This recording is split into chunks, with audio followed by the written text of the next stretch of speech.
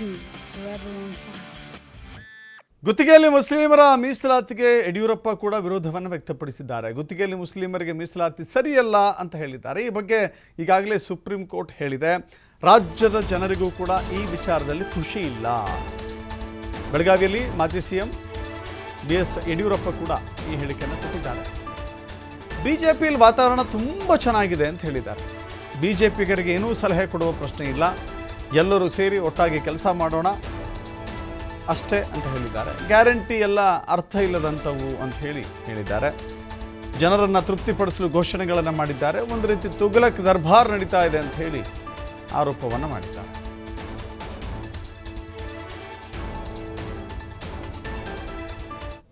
ನಾವೆಲ್ಲ ಫ್ಯಾಮಿಲಿಯವರೆಲ್ಲ ಹೋಗ್ತಾ ಇದ್ದೀವಿ. ಅಲ್ಲಿಗೆ ಹೋಗ್ಬಿಟ್ಟು ಮಧ್ಯಾಹ್ನದ ಮೇಲೆ ವಾಪಸ್ ಬೆಂಗಳೂರಿಗೆ ಹೋಗ್ತಾ ಇದ್ದೀವಿ. ವಾತಾವರಣ ತುಂಬ ಚೆನ್ನಾಗಿದೆ. BJPಗೆ ಬರುವಂಥ ದಿವಸಗಳಲ್ಲಿ 100ಕ್ಕೆ 100 ನಾವು ಅಧಿಕಾರಕ್ಕೆ ಬರ್ತೀವಿ ಅನ್ನೋ ವಿಶ್ವಾಸ ಇದೆ. ಆ ದಿಕ್ಕಿನಲ್ಲಿ ನಾವೆಲ್ಲ ಒಟ್ಟಾಗಿ ಸೇರಿ ಪ್ರಾಮಾಣಿಕ ಪ್ರಯತ್ನ ಮಾಡ್ತೀವಿ. ಯಡಿಯೂರಪ್ಪನವ್ರು ಏನಾದರೂ ಸಲಹೆ ಕೊಡೋದಾದ್ರೆ ಸರ್? ಏನು ಸಲಹೆ ಪ್ರಶ್ನೆನೇ ಇಲ್ಲ, ಎಲ್ಲರೂ ಒಟ್ಟಾಗಿ ಕೆಲಸ ಮಾಡೋದು ಅಷ್ಟೇ. ಈಗ ಇದು ಗ್ಯಾರಂಟಿ ವಿಚಾರವಾಗಿ ನಾವು ಒಂದಿಷ್ಟು ಏನಂತಂದ್ರೆ ಸಲಹೆ ಕೊಡಬೇಕು ಅಂತ ಸರ್ಕಾರಕ್ಕೆ ಏನು ಸಲಹೆ ಕೊಡೋದು? ಯಾಕಂದ್ರೆ ಬಹಳಷ್ಟು ಲಾಸ್ ಅಲ್ಲಿ ಇದೆ ಅಂತ ಹೇಳ್ತಾ ಇದ್ದಾರೆ, ಯಾವುದೋ ಕಾರ್ಯಕ್ರಮಗಳು ಆಗ್ತಾ ಇಲ್ಲ.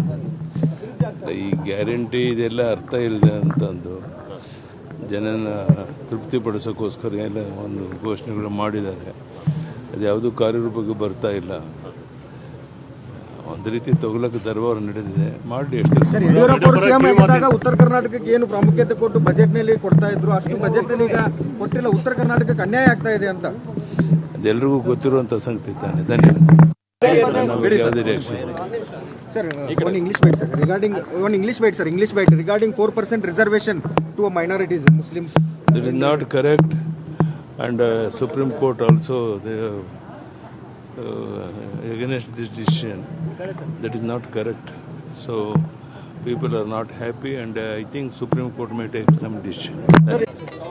ನಾವೆಲ್ಲ ಫ್ಯಾಮಿಲಿಯವರೆಲ್ಲ ಹೋಗ್ತಾ ಇದ್ದೀವಿ. ಅಲ್ಲಿಗೆ ಹೋಗ್ಬಿಟ್ಟು